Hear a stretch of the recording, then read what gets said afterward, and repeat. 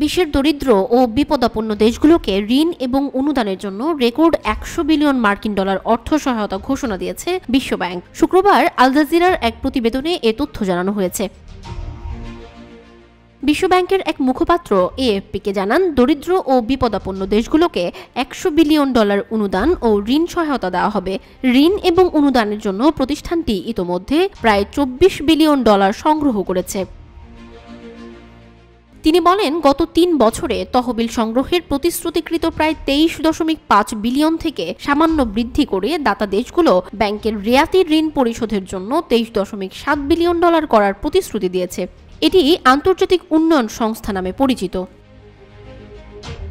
প্রতিবেদনে বলা হয়েছে, এই ঋণ ২০২১ সালে ছিল ৯৩ বিলিয়ন ডলার, এবার তা সামান্য বাড়িয়ে ১০০ বিলিয়ন ডলার করা হয়েছে।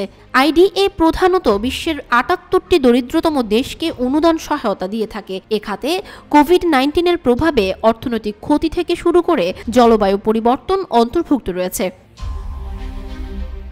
বিশ্বব্যাংকের অন্যতম গুরুত্বপূর্ণ কার্যক্রম আইডিএ। এ প্রকল্পে যুক্তরাষ্ট্র, জাপান, যুক্তরাজ্য, জার্মানি সহ ইউরোপীয় বেশ কয়েকটি দেশ প্রচুর অর্থায়ন করে। চলতি বছরে যুক্তরাষ্ট্র এ খাতে ৪ বিলিয়ন অর্থায়নের ঘোষণা দিয়েছে। এছাড়া নরওয়ে এবং স্পেন সহ বিভিন্ন দেশও অর্থায়ন উল্লেখযোগ্যভাবে বাড়িয়েছে।